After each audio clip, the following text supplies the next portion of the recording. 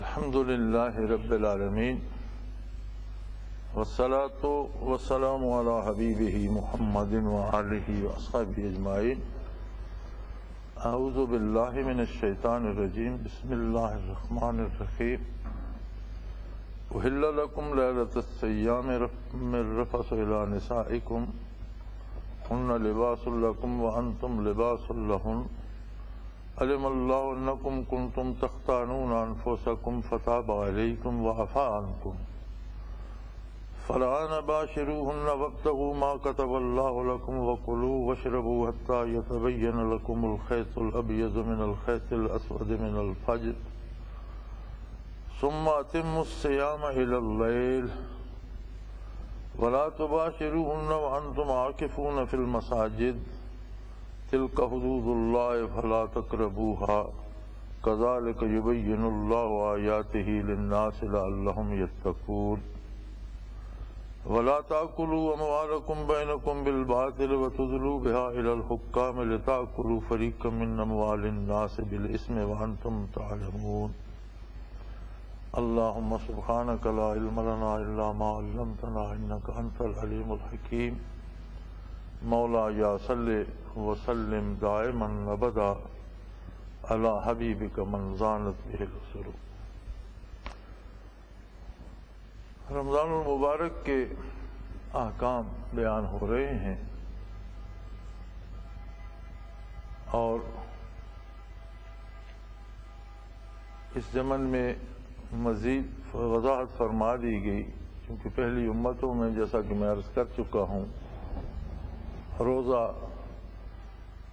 جو کوئی بھی افطار کرنے کے بعد جب سو جاتا تو روزہ شروع ہو جاتا، پھر اگلی افطاری تک روزہ رہتا۔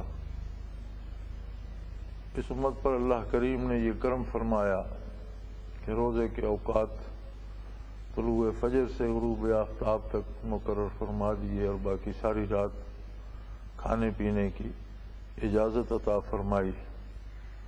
اب اس کے ساتھ ایک اور اہم مسئلہ تھا خانگی امور کا، میاں بیوی کے جمع ہونے کا، تو فرمایا احل لکم لیلۃ الصیام الرفث الی نسائکم، رمضان کی راتوں میں میاں بیوی کو جمع ہونے کی اجازت دے دی گئی۔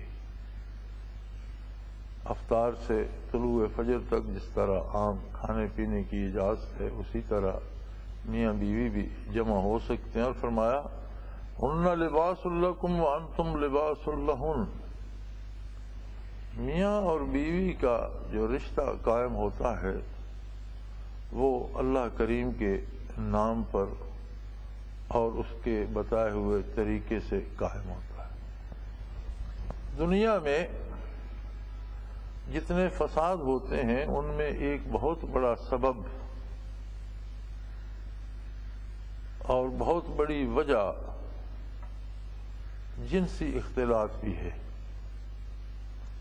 ویسے ایک مقولہ بھی ہے کہ ہر جھگڑے میں زن یا زر یا زمین بنیاد ہوتی ہے، یا جنسی باتوں پہ جھگڑا ہوتا ہے، یا پھر دولت کے حصول پہ ہوتا ہے، یا زمین کا جھگڑا ہوتا ہے۔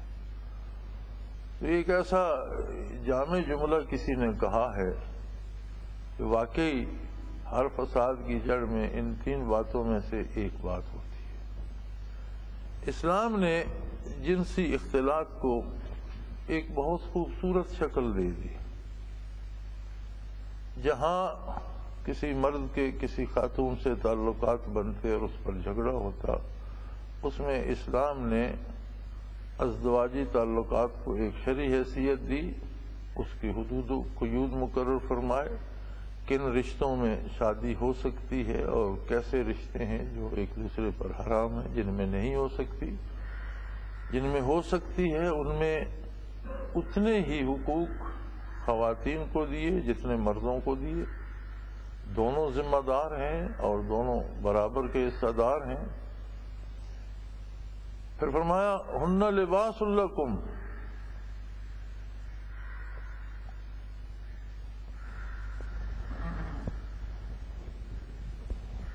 وَأَنْتُمْ لِبَاسٌ لَهُنْ، وہ تمہارا لباس ہیں اور تم ان کا لباس ہو۔ یعنی ازواجی تعلقات کو اتنا حسن دیا کہ جہاں کوئی کسی کا شرعی طریقے سے یہ تعلق بنتا ہے تو دو خاندانوں میں باہمی الفت پیدا ہو جاتی ہے، بجائے فساد کے ایک نیا رشتہ شروع ہو جاتا ہے اور ایک نئے خاندان کی بنیاد رکھی جاتی ہے اور لوگوں کو قریب لانے کا سبب بنتا ہے، جبکہ عام معاشرے میں یہ فساد کا سبب تھا۔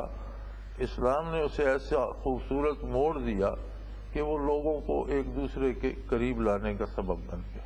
پھر میاں اور بیوی کے لیے ایک جامع بات ارشاد فرما دی کہ عورتیں تمہارا لباس، تم عورتوں کا لباس ہو، بیویوں کا لباس۔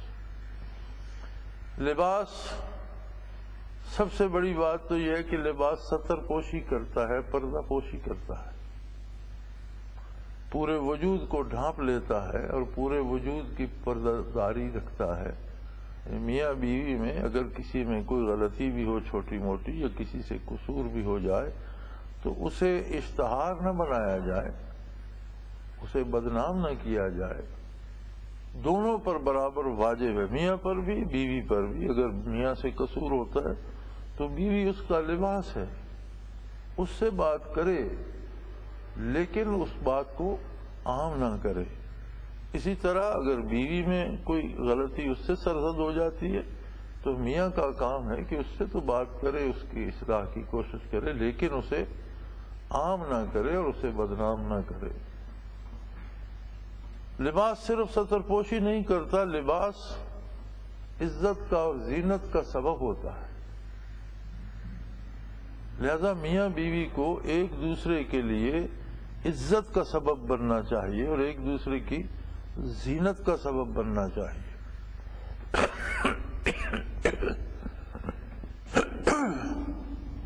تیسری بات جو اس میں ارشاد فرمائی گئی کہ لباس گرم و سرد سے بھی بچاتا ہے۔ گرمیوں کا لباس الگ طرح کا ہوتا ہے، سردیوں کا الگ طرح کا ہوتا ہے۔ گرمیوں کا گرمی کی شدت سے محفوظ رکھتا ہے، سردیوں کا سردی کی شدت سے محفوظ رکھتا ہے۔ تو گویا میاں بیوی کا رشتہ بھی یہ ہے کہ دنیاوی امور میں، مشکلات میں، دنیاوی تکالیف میں بھی ایک دوسرے کا ساتھ دیں اور ایک دوسرے کی حفاظت کریں اور ایک دوسرے کو تحفظ دیں۔ دو افراد نے، ایک خاتون نے ایک مرد نے اللہ کے نام پر رشتہ جوڑا ہے اور وہ ایک دوسرے پر اللہ نے حلال کر دیے ہیں، تو اب کو ان دونوں کی ذمہ داریاں بھی ہیں۔ جیسے خاتون کی ذمہ داری ہے کہ مرد کما کر لاتا ہے تو اس کے مال میں اسراف نہ کرے، اس کو ضائع نہ کرے، اسے محفوظ کرے، اس کے بچوں کی تربیت اچھی طرح سے کرے، اس کے مال کی حفاظت کرے، اس کی آبرو کی حفاظت کرے۔ اسی طرح مرد کے ذمہ بھی ہے کہ وہ خاتون کی ضروریات پوری کرے، اسے تنگ نہ کرے، اس کا احترام کرے، اس کے والدین، اس کے بہن بھائیوں سے محبت سے پیش آئے اور اسے ہر طرح کا تحفظ فراہم کرے۔ یہ شرعی حق ہے۔ اور اگر کوئی اس طرح نہیں کر سکتا تو عورت کے پاس بھی راستہ کھلا ہے، وہ قاضی کے پاس جا کر دلائل دے کر خلا حاصل کر سکتی ہے۔ قاضی کو اختیار ہے کہ وہ نکاح کو ختم کر دے۔ مرد کو خود اختیار ہے اگر اس نے بیوی کو منتقل نہیں کیا، کیونکہ نکاح میں ایک یہ بھی ہوتا ہے کہ اگر مرد نکاح کے وقت طلاق کا حق عورت کو دے دے تو اس کے بعد وہ حق عورت کے پاس ہوتا ہے کہ وہ جب چاہے طلاق دے دے. تو ہمارے ہاں تو چونکہ رسومات ہو گئی ہیں نا شرعی احکام کی، کوئی وضاحت نہیں، کوئی پوچھتے نہیں، اور میرے خیال میں شاید اس بات کو کوئی جانتا بھی نہیں. حالانکہ شرعی قاعدہ یہ ہے کہ جب نکاح ہوتا ہے تو اصولاً ایک معروف بات ہے کہ حق طلاق مرد کے پاس ہوتا ہے، یہ بات معروف ہے. لیکن یہ گنجائش موجود ہے کہ نکاح کے وقت اگر نکاح نامے میں یا معاہدے میں یہ شرط رکھ دی جائے کہ بھئی طلاق کا حق جو ہوگا وہ عورت کو حاصل ہوگا، تو عورت کے پاس چلا جاتا ہے. پھر جب کبھی طلاق کی نوبت آئے تو خاتون طلاق دیتی ہے، اس لیے کہ معاہدے میں دونوں فریق برابر ہیں. مرد ہونا وجود کے اعتبار سے چونکہ عورت سے مختلف ہے، اس لیے اس کے بعض احکام جن کا تعلق اس کے وجود سے مختلف ہیں.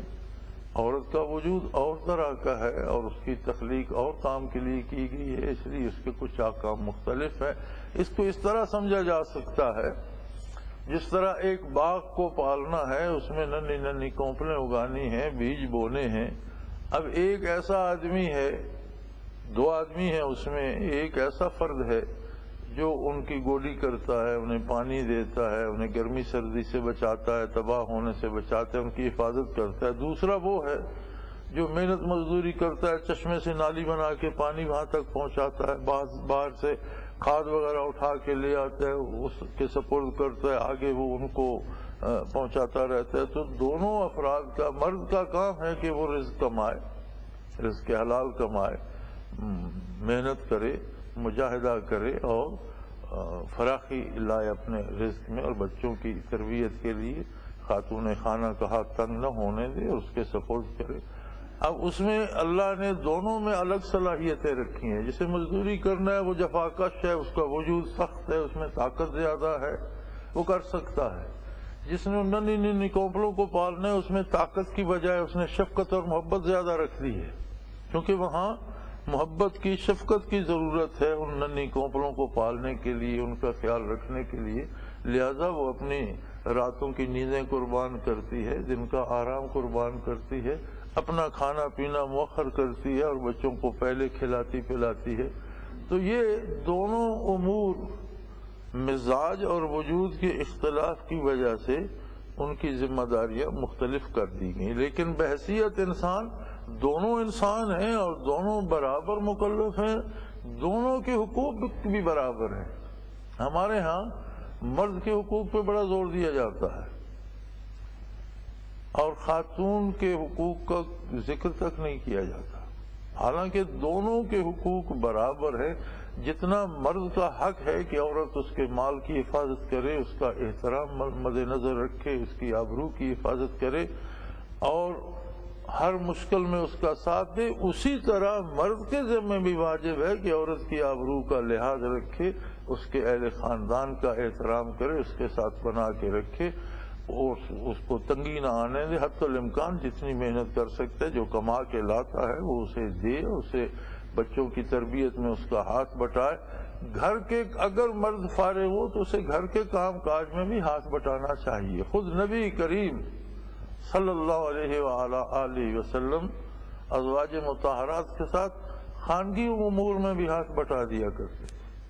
بلکہ ایک واقعہ تو بہت مشہور ہے کہ ایک دفعہ حضور اکرم صلی اللہ علیہ وسلم کو جلدی تشریف لے جانا تھا کسی غزوہ کے سلسلہ میں، تو حضرت عائشہ صدیقہ رضی اللہ تعالی عنہا، حبیب کبریا رضی اللہ تعالی عنہا کے پاس آپ اس روز مقیم تھے، اور آپ نے فرمایا کہ میرے لیے کھانا ذرا جلدی بنا دو کہ باہر لوگ تیار کھڑے ہیں اور مجھے تشریف لے جانا ہے.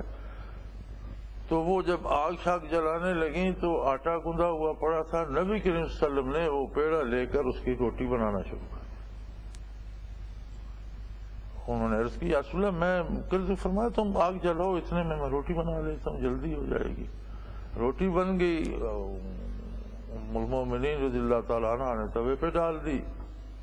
اب حضور منتظر ہیں اور روٹی ایک ویسی پڑی ہے، آگ جل رہی ہے، توا گرم ہے، حضور کو جلدی بھی ہے اور آٹا ہے جو ایسے آٹے کا آٹا توے پر پڑا ہے. صلی اللہ علیہ وسلم نے فرمایا عائشہ دیر ہو رہی ہے. انہوں نے عرض کی یا رسول اللہ اب آپ نے جس آٹے کی روٹی بنائی اور آپ کے ہاتھ جس کو لگی اسے آگ تو اثر نہیں ڈال رہی. تو میں نے تو عرض کیا تھا کہ مجھے آپ بنانے دیجئے. یعنی اس حد تک حضور خانگی امور میں تعاون فرماتے تھے. کوئی عیب کی بات نہیں ہے کہ مرد باہر سے آیا فارغ بیٹھا ہے تو سبزی کٹوا دے یا کوئی کام میں مدد کر دے، تو یہ کوئی بات نہیں ہے، بلکہ یہ مسنون ہے. اور اتنا ہی احترام مرد کے ذمہ بھی واجب ہے کہ عورت کا لحاظ رکھے، اس کے رشتہ داروں عزیزوں کا لحاظ رکھے، کسی طرح اسے پریشان نہ کرے، کسی طرح کوئی ایسا کام نہ کرے جس میں اس کی توہین کا پہلو نکلتا ہو. اور اگر خدا انسان ہے، اس سے کوئی غلطی بھی ہو جائے تو اس کی اصلاح کی کوشش تو کرے، اسے تنبیہ بھی کرے، لیکن اس کی غلطی کا اشتہار نہ بنائے، اس کی بے عزتی نہ کرے، لوگوں میں اسے مشہور نہ کرے. تو فرمایا کتنا خوبصورت چھوٹا سا جملہ ہے جس میں معانی کے دریا سمو دیے.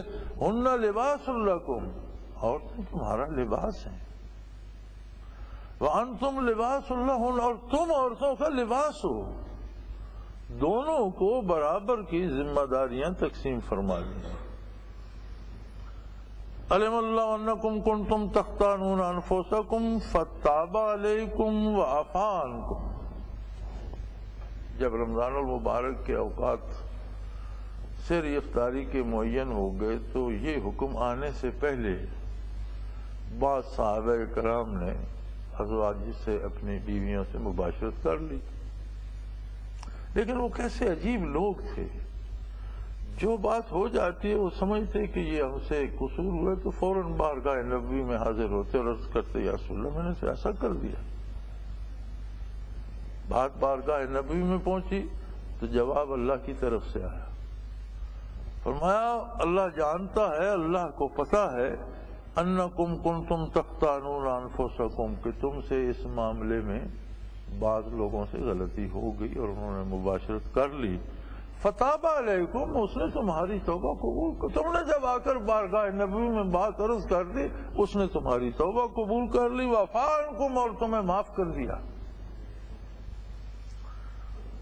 یعنی صحابہ کرام رضوان اللہ علیہم اجمعین کی زندگی جو ہے وہ معیار ہے حق و باطل کا. ان کے پاس رسول اللہ صلی اللہ علیہ وسلم موجود تھے، جلوہ افروز تھے، اور وہی الہی آ جا رہی تھی. جو کام وہ کرتے اگر اس میں کہیں قصور ہوتا تو اصلاح بھی فرما دی جاتی اور ساتھ معافی کا مجدہ بھی سنا دیا جاتا کہ اللہ نے تمہیں معاف کر دیا. اللہ کو پتہ ہے کہ بعض لوگوں سے یہ غلطی ہوئی، لیکن تم صحابہ محمد الرسول اللہ ہو، تم نے غلطی کو چھپا کر اسے بڑھانے کی کوشش نہیں کی، بلکہ اگر غلطی ہوئی تو بارگاہ رسالت میں آئے، بات اللہ کی بارگاہ میں پہنچی، اس نے تمہارے اس اقبال جرم کو توبہ قبول کر لیا، اسے تمہاری توبہ بنا دیا. فتاب علیکم، اس نے تمہاری توبہ قبول کر لی. وعفا عنکم، اور تمہیں معاف فرما دیا. بات کی وضاحت بھی ہو گئی اور یہ بات بھی واضح ہو گئی کہ اسلام کیا ہے، قرآن کیا ہے. قرآن اللہ کی کتاب ہے، اس میں احکام ہیں اللہ کے، اور احکام کی وضاحت ہے محمد الرسول اللہ صلی اللہ علیہ وسلم کی حدیث، آپ کی سنت، اور سنت کی وضاحت ہے صحابہ کرام رضوان اللہ علیہم اجمعین کا عمل. اور بتقاضائے بشریت اگر کہیں سے کوئی کام ان سے سنت کے خلاف ہو گیا تو اللہ نے، اللہ کے حبیب صلی اللہ علیہ وسلم نے فوراً اصلاح فرما دی اور اس سے روک دیا. لہذا بعد میں آنے والی ساری امت کے لیے معیار حق ہے صحابہ محمد الرسول اللہ صلی اللہ علیہ وسلم.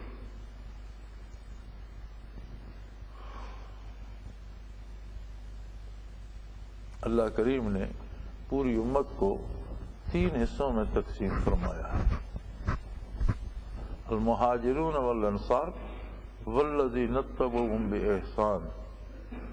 مہاجرین وہ گروہ جو حضور پر مکہ مکرمہ میں ایمان لایا اور ہجرت کی سعادت سے سرفراز ہوا اور ہجرت کر کے مدینہ منورہ آیا. المہاجرین اور وہ جنہوں نے مدینہ منورہ میں اپنے سینے وا کر دیے اور اپنے گھروں کے دروازے کھول دیے اور انہیں قبول فرمایا، ان کی نصرت کی، انصار۔ یہ دو گروہ ہیں صحابہ کرام رضوان اللہ علیہم اجمعین کے، المہاجرین والانصار، ہجرت کر کے آنے والے اور ان کی نصرت کرنے والے۔ تیسرا گروہ قیامت تک آنے والے لوگوں میں وہ ہے والذین اتبعوہم باحسان، جو خلوص سے دل سے ان کے نقوش قدم پر چلا، پوری دیانتداری سے اور دل کی گہرائی سے اور پورے خلوص سے جس نے انصار و مہاجرین کا اتباع کیا، رضی اللہ عنہم ورضوا عنہ، اللہ ان پر راضی ہوا اور اللہ ان کو راضی کرے گا۔ تو صحابہ کبار رضوان اللہ علیہم اجمعین معیار حق ہیں۔ فَلَا بَاشِرُوهُنَّ وَابْتَغُوا مَا كَتَبَ اللَّهُ لَكُمْ، اب آپ اپنی بیویوں سے مباشرت کر سکتے ہو اور اللہ نے جو تمہارے لیے لکھ دیا ہے اسے حاصل کرو۔ یعنی یہ جو ازدواجی تعلق ہوتا ہے یہ محض شہوت رانی نہیں ہوتی، بلکہ ایک خاندان کی بنیاد رکھی جاتی ہے، معاشرے کو ایک نیا خاندان دیا جاتا ہے۔ اب جس خاندان کی پرورش نفرت پر ہوگی، ایک دوسرے کے ساتھ جھگڑے پر ہوگی، ایک دوسرے کو طعنے دینے پر ہوگی، ایک دوسرے کی تذلیل پر ہوگی، وہ پروان چڑھ کے کیا بنیں گے اور معاشرے کو کیا دیں گے؟ لہذا چونکہ میاں بیوی کو ایک دوسرے کے لیے اس لیے حلال کیا گیا ہے کہ ایک نئے خاندان کی بنیاد رکھ دی گئی، تو اب ظاہر ہے کہ اس کی بنیادوں میں محبت کی مٹھاس ہونی چاہیے، ایک دوسرے کے احترام کی مٹھاس ہونی چاہیے، ایک دوسرے کے تحفظ کا اثر ہونا چاہیے، تاکہ وہ بچے جو اللہ تمہیں اس میں دے میاں بیوی کو، وہ ایک نیا خاندان بن کر معاشرے میں آئے اور وہ خاندان قابل رشک ہو، وہ محبت کرنے والا ہو، وہ ایثار کرنے والا ہو، وہ جرأت مند ہو، وہ حق پہ ڈٹ جانے والا ہو، وہ باطل کا مقابلہ کرنے کی سکت رکھتا ہو۔ تو یہ ساری چیزیں اس خاندان میں تب آئیں گی جب اس کی بنیادوں میں یہ چیزیں ڈالی جائیں گی۔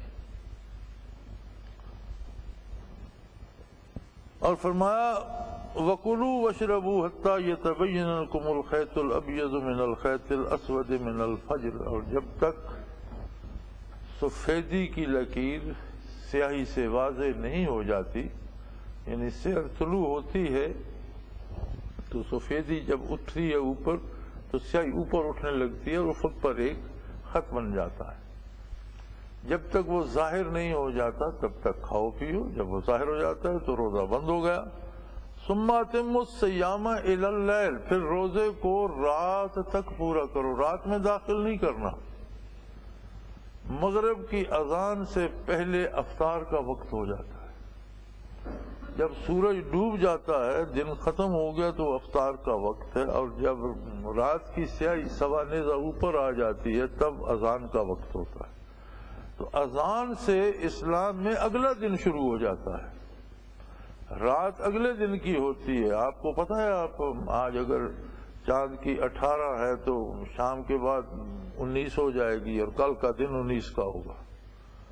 جس طرح رمضان شریف آتا ہے شوال کے بعد جب رمضان کا چاند طلوع ہوتا ہے تو مغرب سورج غروب ہونے پہ طلوع ہوتا ہے، اور ہم تراویح پڑھتے ہیں، حالانکہ دن کو تو روزہ نہیں رکھا ہوتا، دن تو شوال کا ہوتا ہے، رات رمضان شریف کی ہوتی ہے، ہم تراویح پڑھتے ہیں، دن تو شعبان کا ہوتا ہے۔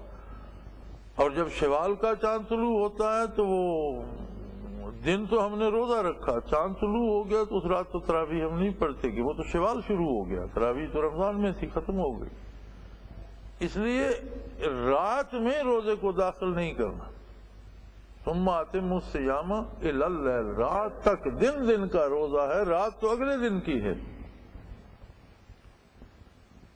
وَلَا تُبَاشِرُوهُنَّ وَأَنْتُمْ عَاكِفُونَ فِي الْمَسَاجِدِ، ہاں جو لوگ اعتکاف بیٹھ جاتے ہیں مساجد میں آ کر، ان کے لیے رمضان میں بھی پھر مباشرت پر بھی پابندی ہو جاتی ہے، چونکہ اعتکاف کلی طور پر دنیاوی امور سے یکسو ہو کر اللہ کی یاد میں بیٹھ جانا ہوتا ہے۔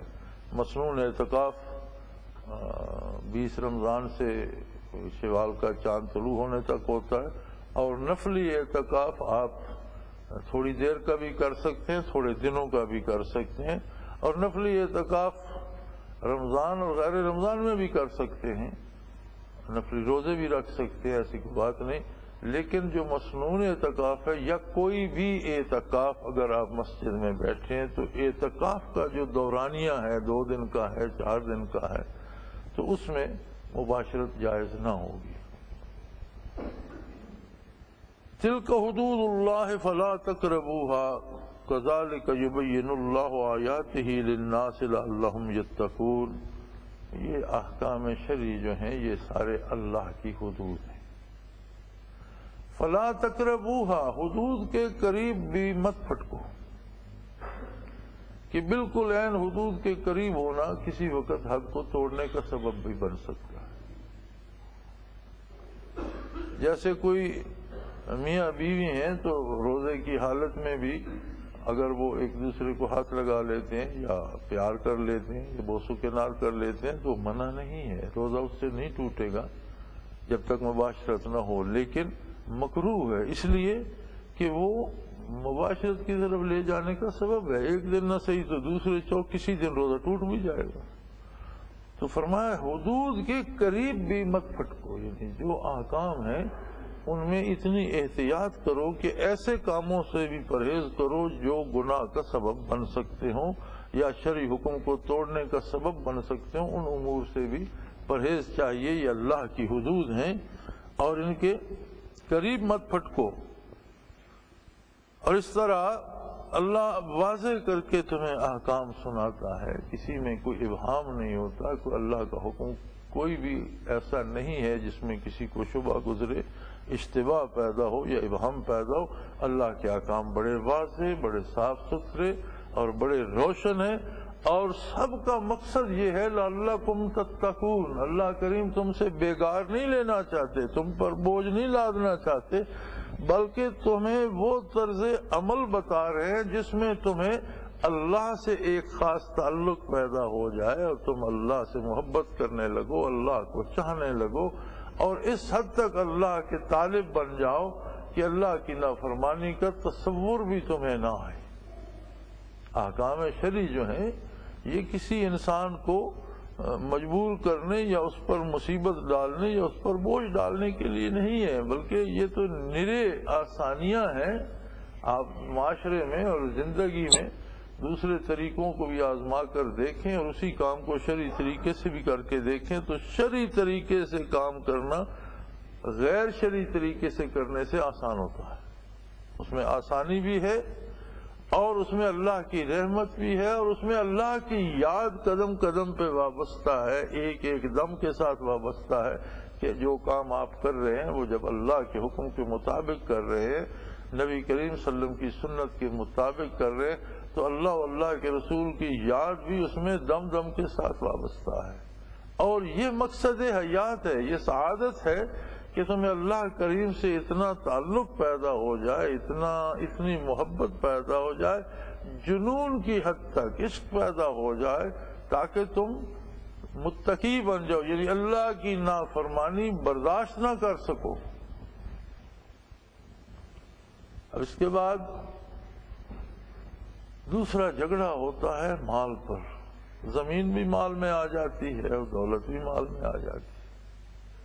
اللہ کریم نے اس کا بھی اس کے ساتھ ایک خوبصورت حل بتا دیا، وَلَا تَأْكُلُوا أَمْوَالَكُمْ بَيْنَكُمْ بِالْبَاطِلِ، ناجائز طریقے سے آپس میں ایک دوسرے کا مال کھانے کی کوشش نہ کرو۔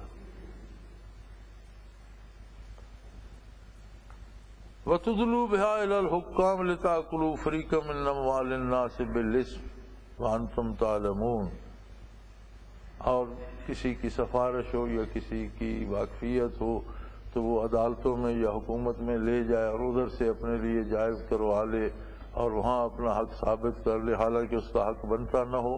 تو فرمایا ایک وقت ایسا آنے والا ہے جب اس عدالت میں تم کھڑے ہوگے جہاں نہ کوئی ناجائز کام ہوگا نہ ناجائز سفارش۔ تو بعض لوگوں کے وسائل کم ہوتے ہیں، بعض کے زیادہ ہوتے ہیں، تو وسائل والے لوگ ان سے وہ چھیننا شروع کر دیں تو پھر تو درست نہیں ہے۔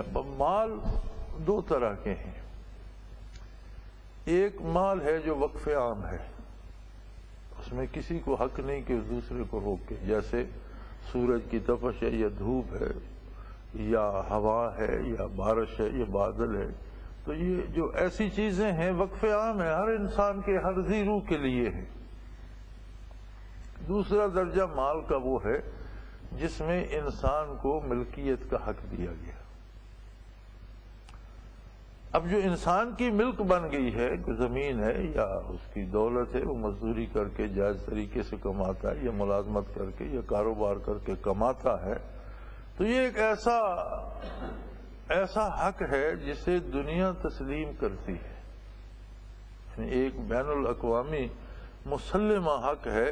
کوئی بھی دنیا کا مذہب ہو، باطل ہو، یا کوئی بھی دنیا کی قوم ہو، کوئی بھی معاشرہ ہو، یہ بعض ایسی برائیاں ہیں جن پر پوری دنیا متفق ہے، چوری، ڈاکہ، بدکاری، یہ قتل و غارت، یہ سارے اس طرح کے کام ہیں جن پر پوری انسانیت متفق ہے۔ اسی کو اسلام نے آگے بڑھاتے ہوئے ایک خوبصورت حل دے دیا کہ جو جس کا حق ہے اس سے چھینا نہ جائے، ناجائز طریقے سے نہ لیا جائے۔ اس کی ملکیت اگر آپ نے جائز طریقے سے لینی ہے، قیمت دے کر لیتے ہیں، وہ آپ کو مفت میں دے دیتا ہے، وہ دیتا ہے، آپ نہیں لیتے، چھینتے نہیں ہیں، یا خریدتے ہیں یا اپنی کوئی چیز بیچتے ہیں، تو رزق کے معروف ذرائع جو ہیں ان میں کاشتکاری ہے، تجارت ہے، ملازمت ہے، یہ معروف ذرائع ہیں رزق کے۔ تو اسلام نے ایک اصول دیا ہے کہ جو رزق معروف ذرائع کے علاوہ آتا ہے وہ حلال نہیں ہوتا۔ اب معروف ذرائع سے علاوہ جو بھی آئے گا وہ چوری کا ہی ہوگا یا چھینا ہوا ہی ہوگا، تو وہ اس بندے پر حلال نہیں ہوتا۔ پھر رزق کے حرام جو ہے وہ آدمی کو آدمیت سے گرا دیتا ہے۔ سب سے پہلا نقصان اس کا یہ ہوتا ہے کہ حرام کھانے والے کی دعا قبول نہیں ہوتی۔ جو بندہ حرام کھاتا ہے وہ کتنی گریہ ازاری کرے، کتنا روئے پیٹے، نبی کریم صلی اللہ علیہ وسلم نے ارشاد فرمایا کہ ایک شخص بہت دور سے سفر کر کے آئے گا، اس کے پاؤں مٹی سے اٹے ہوں گے، اس کے بال پریشان ہوں گے، اس کے کپڑے پھٹ رہے ہوں گے، اور وہ بیت اللہ کے گرد طواف کر رہا ہوگا اور اللہ کو پکار رہا ہوگا، لبیک اللہم لبیک، لیکن بارگاہ الوہیت سے اس کا کوئی جواب نہیں آئے گا، نہ اللہ اس کی فریاد سنے گا۔ عرض کیجیے یا رسول اللہ، اتنی محنت، اتنی مجاہدہ کر کے جو بیت اللہ شریف میں آ کے اللہ کو پکار رہا ہوگا، تو اس کی بات کیوں نہیں سنی جائے گی؟ فرمایا اس لیے کہ اس کا رزق حرام کا ہو۔ اگر حرام کھاتا ہے، چوری سے پیسہ کماتا ہے، رشوت لے کر پیسے جمع کر لیتا ہے، دوسروں کے حقوق جمع کر لیتا ہے، اور پھر وہ حج پہ بھی چلا جاتا ہے، تو کوئی فائدہ نہیں، اللہ کریم اس کی درخواست رد فرما دے۔ دنیا میں یہ ہوتا ہے۔ آخرت میں یہ ہوگا کہ حضور اکرم صلی اللہ علیہ وسلم نے فرمایا کہ جو گوشت نبت من السحت، کسی کے وجود پر جو گوشت حرام کے رزق سے بنے گا، النار اولا بہ، اس کے لیے آگ ہی سزاوار ہے۔ بلکہ حدیث شریف کی تشریح میں ملتا ہے کہ بعض ایسے مسلمان ہوں گے جن کی نجات تو ہو جائے گی، لیکن کچھ انہوں نے جو حرام کھایا، اب اس کی تلافی بھی ہو گئی، معافی بھی ہو گئی، لیکن اس کھانے سے گوشت جو وجود کا حصہ بن گیا، اس گوشت کو جلانے کے لیے انہیں جہنم بھیجا جائے گا۔ وہ جل جائے گا تو اس کی جگہ اللہ کریم جہنم سے نکال کر انہیں نیا گوشت عطا فرما کر جنت بھیجے۔ یعنی بعض ایسے لوگ ہوں گے انہوں نے توبہ کر لی، تلافی کر دی، جس کا رزق لیا تھا اس سے معافی مانگ لی، اللہ سے توبہ کر لی، نیکیاں کی، اللہ نے نجات دے دی۔ نجات کے بعد بھی اگر ان کے وجود میں حرام کا گوشت ہوگا تو وہ گوشت ضرور آگی میں جلے گا، اس کے جلانے کے لیے انہیں دوزخ جانا ہوگا۔ پھر جب وہ جل جائے گا تو اللہ انہیں نکال کر دوسرا گوشت عطا فرما کر جنت بھیجیں گے۔ حرام کا کوئی ذرہ جو وجود میں ہے وہ جنت نہیں جائے گا۔ تو دنیا کی عارضی زندگی میں اس تھوڑی سی چینا جھپٹی سے آدمی کی ابدی زندگی کتنی متاثر ہوتی ہے. اور سب سے بڑی تباہی کی بات یہ ہے، سب سے بڑا نقصان یہ ہے کہ اس کی دعا نہیں سنی جاتی. انسان کے پاس سب سے بڑا ہتھیار اس کی دعا ہے کہ جب وہ اللہ کی بارگاہ میں ہاتھ اٹھاتا ہے تو اللہ اس کی دستگیری فرماتا ہے. یہ سب سے بڑا ہتھیار ہے. اس کا مقابلہ دنیا کا کوئی ایٹم نہیں کر سکتا، کوئی بڑے سے بڑی توپ نہیں کر سکتی، کوئی بڑے سے بڑا دولت کا انبار نہیں کر سکتا، کوئی بڑے سے بڑی حکومت نہیں کر سکتی کہ جب کوئی ہاتھ اٹھائے اللہ اس کی دستگیری فرمائے، اس کی بات پوری کر دے تو اسے کوئی روکنے والا نہیں. اور حرام کا لقمہ کھا لیا تو اس سعادت سے معروم اگر اس سے بڑا نقصان کیا ہو. اگر کسی نے کروڑوں بھی جمع کر لیے لوگوں کو دھوکہ دے کر یا رشوت لے کر یا چوری کر کے، تو حاصل کیا ہوا؟ اتنا تو نہیں کما سکتا جتنا اس کا نقصان ہو گیا کہ اس کی دعا ہی رد ہو گئی. اور پھر اس کا دوسرا نقصان کہ اگر وہ توبہ بھی کر لیتا ہے، تلافی معافات بھی کر دیتا ہے، نجات بھی ہو جاتی ہے، لیکن جب حرام کھاتا رہا تو جو وجود کا حصہ یا جو گوشت پوست حرام سے بنے وہ جنت میں نہیں جائے گا، وہ جلانے کے لیے اسے جہنم جانا ہوگا. اللہ کریم معاف فرمائے، کتنا بڑا نقصان ہے چند ٹکوں کے لیے. تو دنیا میں جو انسانی معاشرے کو تباہ کرنے کے دو کام تھے، دونوں کو اتنا خوبصورت موڑ دیا اسلام نے کہ وہ معاشرے کی آبادی کا سبب بن گئے. جو فساد کا سبب بن رہے تھے وہ صلح کا سبب بن گئے.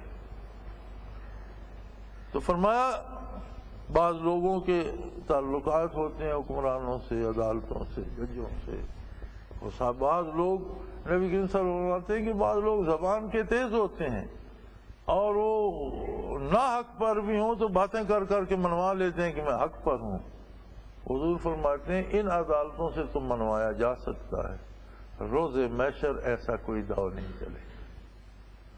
لہذا بات کرتے وقت روز حشر کو یاد رکھنا چاہیے کہ اس عدالت میں کوئی ایچ پیچ نہیں چلے گا، وہاں تو سیدھی سیدھی بات ہوگی، حق کی بات ہوگی، حق کے مطابق ہوگی. لہذا ازدواجی تعلقات کو بھی ایک خوبصورت حسین موڑ دے کر انسانی آبادی کا سبب بنا دیا، معاشرے کی آبادی اور بقا کا سبب بنا دیا.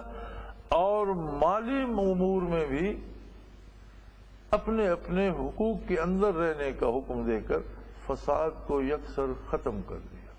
اب اگر ہم حدود الہی سے تجاوز کرتے ہیں تو فساد تو ہوگا. دنیا کو آج کے دور میں دہشت گردی کا سامنا ہے. اس کی مختلف وجوہات بتائی جاتی ہیں. ملکوں کے ملک اجاڑ دیے جاتے ہیں کہ ہم دہشت گردی ختم کرنا چاہتے ہیں. یہ دہشت گردی کو، چھوٹی دہشت گردی کو بہت بڑی دہشت گردی کر کے ختم کرنا چاہتے ہیں. اگر دہشت گرد بھی قتل و غارت کرتا ہے اور آپ بھی قتل و غارت پہ آ گئے، جو مجرم ہے وہ پکڑا جائے، اسے سزا دینا تو انصاف ہے. لیکن قتل عام شروع کر دینا، جو آگے آ جائے اسے مار دیا جائے، ملکوں کے ملک کو جاڑ دیے جائے، لاکھوں معصوم بچے، لاکھوں بے گناہ عورتیں، لاکھوں بوڑھے اور لاکھوں ایسے افراد جو اپنے گھروں میں بیٹھے مزدوری کر، جنہیں پتہ بھی نہیں ہے وہ قتل ہو گئے.